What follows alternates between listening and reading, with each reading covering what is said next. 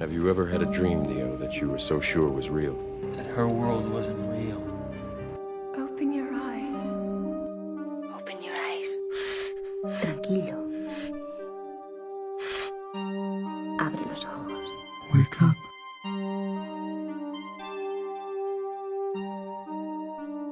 I am the hologram of the totem around which my desires, drives, and dreams congregate.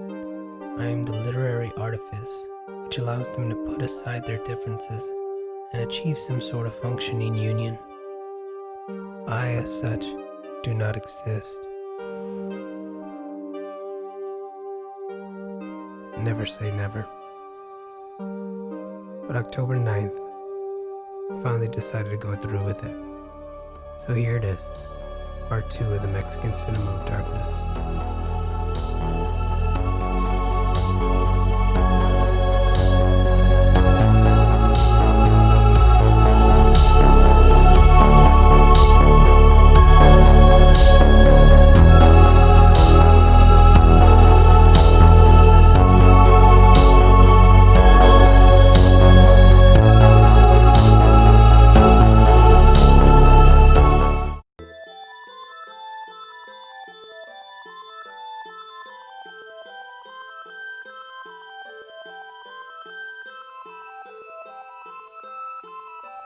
What's up, crazies? The movie we're going to be talking about today is called La Mansión de la Locura, or The Mansion of Madness, or Dr. Tar's Torture Dungeon. The movie was directed by Juan López Moctezuma, who helped in the production of El Topo. When he sees the sun, he is blinded. And worked a lot on Radio UNAM. Yo estoy convencido, pero no trato de convencer. Under Panorama of Jazz. The movie follows the same schematics of the System of Dr. Tar and Feather by Edgar Allan Poe, and recently a sort of remake was made in English, which is called Stonehurst Asylum with Ben Kingsley. Madness, you say? How dare you accuse me of madness in front of my own staff? The movie follows a man's journey into the asylum. When they brought over this movie to America, they called it Dr. Tar's Torture Dungeon. That title really exemplifies the issues with much American cinema, the sensationalism of everything, I suppose. The director, Juan López Moctezuma, is a large inspiration to Guillermo del Toro. In the movie, we follow a man named Gaston LeBlanc, who goes to the insane asylum in order to study the famous soothing system. LeBlanc in English means the white. To be honest, my brain resides in two locations. LeBlanc means nothing, but as soon as I think of the white, I remember Lord of the Rings and Gandalf and how he went from being Gandalf the Grey to Gandalf the White after falling into the depths of darkness and defeating that Ifrit like Balrog. The movie also flows like Roger Corman's Edgar Allan Poe's movies.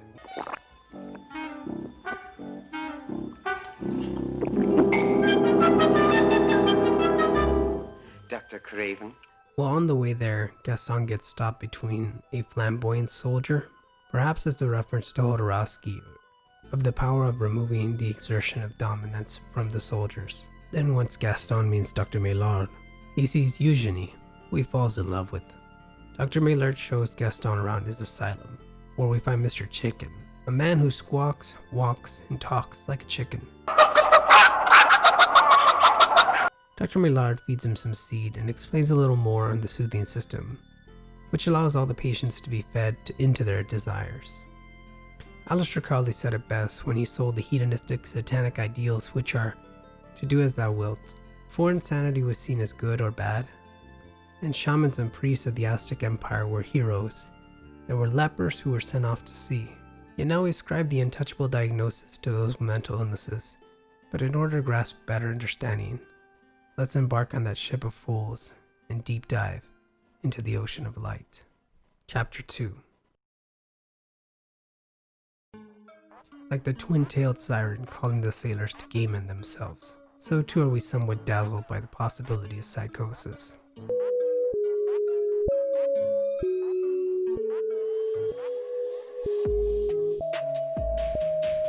By studying murder movies and shows like Dexter, not your normal subjectivist philosophy you had seen around the 70s, but rather a reversal of characteristics. In Michel Foucault's book, Madness and Civilization, we see the development of madness becoming. The title of the book was previously The History of Madness, such that considering madness as a progression of modernity. For how long did our societies revolve around mysticism? Our perception went from seeing those with madness as they imagined their world as another world to a non-world. We now consider the shaman psychotic and determine the subjective from objective standards. What is unique to psilocybin is that overlaid over what I just described is, big surprise, a voice. With the establishment of postmodernism, everyone has their own moment in the sun. Everyone 15 minutes of fame. Spent 50,000 on a bagel, and it came with a bagel. But how many times must Icarus fly under the sun, only to realize his wings were made of wax?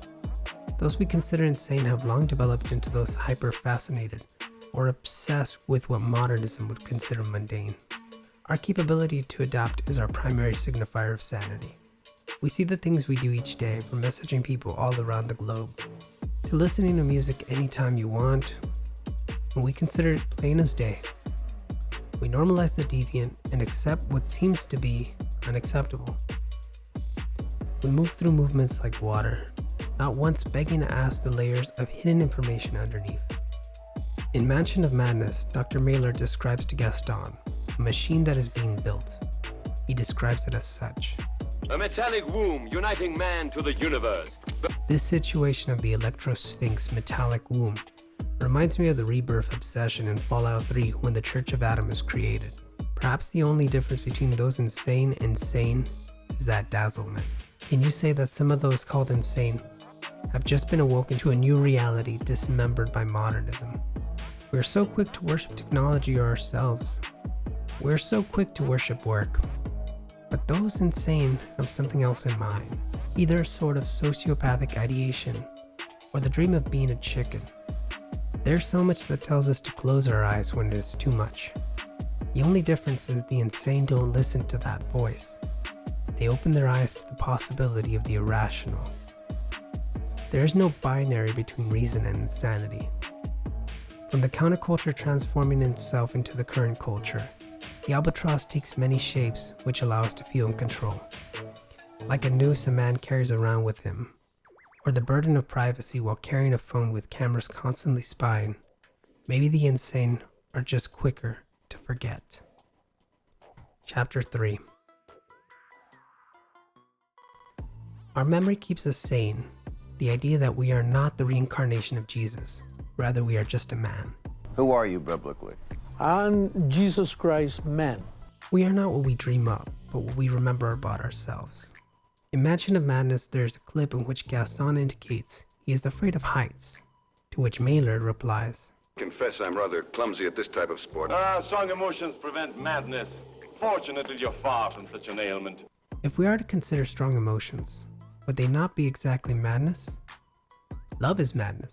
To be madly in love with someone? Or anger? I am crazy with hate. The soldiers on top of the tower then tease Gaston by swinging the ladder. The movie will get you forgetting what you just saw on the basis of the next second being entirely disconnected from the previous.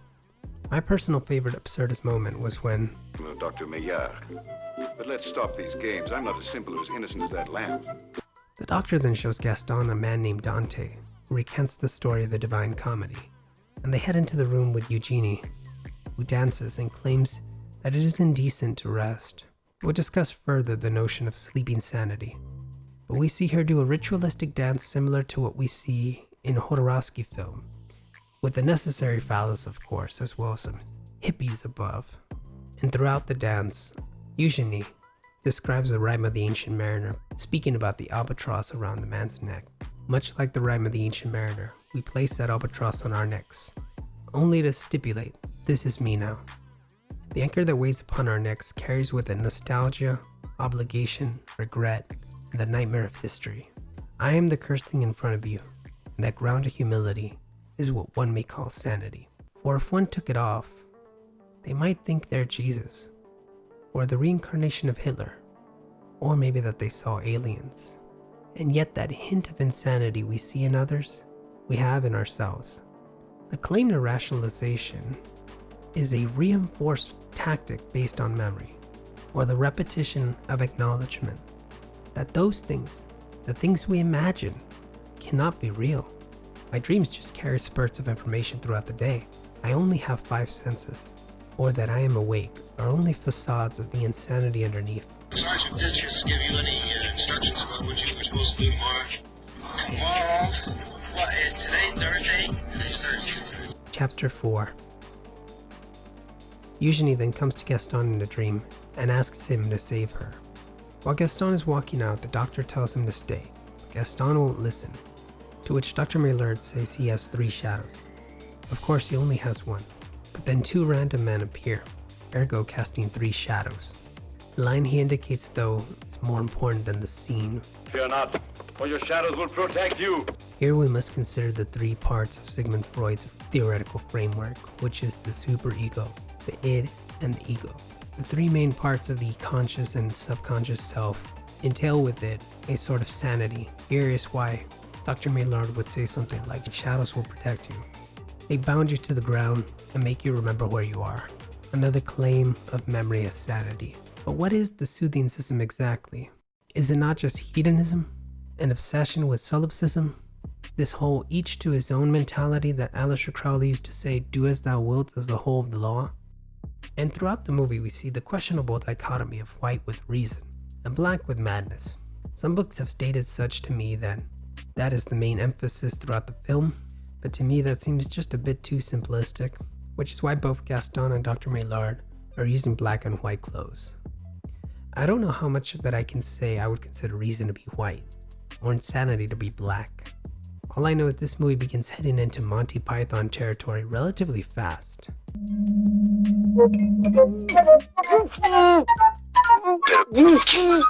Eventually though, Dr. Maillard, who we know now, is Fragonard, a psychotic man who took over the asylum by locking up the sane and letting the mad run wild. Well, Fragonard captures Gaston, and in a scene where both Gaston and Fragonard have togas that are white, which is reason, I suppose. To me, it's just once again that the black and white dichotomy are merely there to confound, or are just ambiguously represented. Fragonard then changes into a soldier-like regalia, with a necklace and the sun lingering as a pendant, and some madman then acts as though he's performing intercourse on an animal. It may feel justifiable to say that reason, and reason alone, can be the deciding factor of status. But does not reason also encompass the sins of the past? Are we not to imagine that some psychotics make it to the top of some sociopaths could be the best stockbrokers or CEOs, readily able to feel no empathy towards the people that they would hurt? As Herbert Marcuse observed, it may be justifiable, logically as well as historically, to define reason in terms which include slavery, the Inquisition, child labor, concentration camps, gas chambers, and nuclear preparedness. And I know. Facts don't care about your feelings. Facts don't care about your feelings. Facts don't care about your feelings. But forget for a second any political semblance or meaning derived from religion, and just consider this. Why do we seek kings? Why does insanity and sanity seem like polar opposites? Why does someone have more credibility than another? Is it not in the past? Is it not their status? I have honestly come to believe that we all just wish to go back to sleep, back to the unawareness of childhood, where meaning is imposed by a signifier decided by us. You know, whenever it rained severely in my hometown, my grandmother would take us to the first room in our small Mexican house and say, pray. Praying in the dark, without any lights or TV or radio on. And she would say, because God is raining down anger. The angrier the storm, the angrier God was, specifically at the sinners. And as traumatizing as that may seem to some people, it felt comfortable to give all control away, which is a normal trait to a certain extent you can imagine with humans. Wishing to be part of the in-group is the same device that calls us to be part of a family, religion, business, or profession. I think humans just wish to go back to sleep. Chapter 5. The Sleeping Machine. Here's where it all comes together. Not the triumph of reason, but the loss of reason. I already am eating from the trash can all the time. At the end of the movie, we see Fragonard take his place as king, dressed with the Argentinian Sol de Mayo, with a white soldier's uniform. He then summons some crows to dance, and then one gets shot. perhaps on a play on Edgar Allan's Poe's The Raven. Ragnar then gets shot by a woman who claims Viva la Revolution, or Vive la Révolution. I suppose to be reminiscent of the French Revolution. The element of sarcasm at the end when Ragnar says, "Can this be the end of Dr. Maillard?" is a play on Little Caesar. Afterwards, the epilogue has Gaston speaking about the things he has seen in the asylum, but the lingering feeling of doubt seems to stay on the mind. I suppose it is to say we can never truly be sure of who, what, and where we are. Here's where the concept of sleeping really makes me wonder.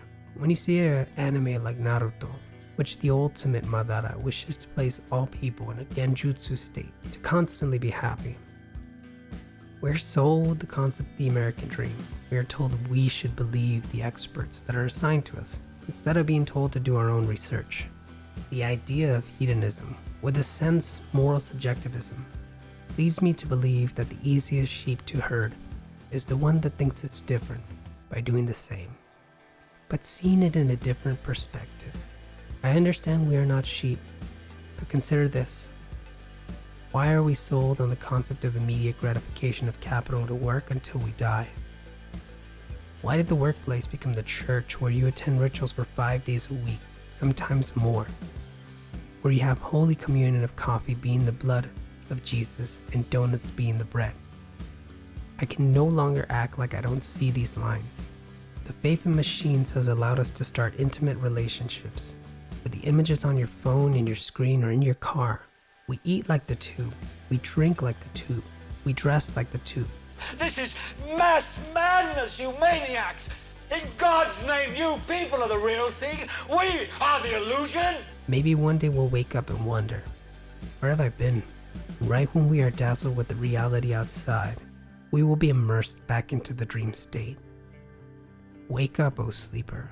There's something here. The room is bright, and if you close your ears to the loudness, you will see. It's already sunlight outside.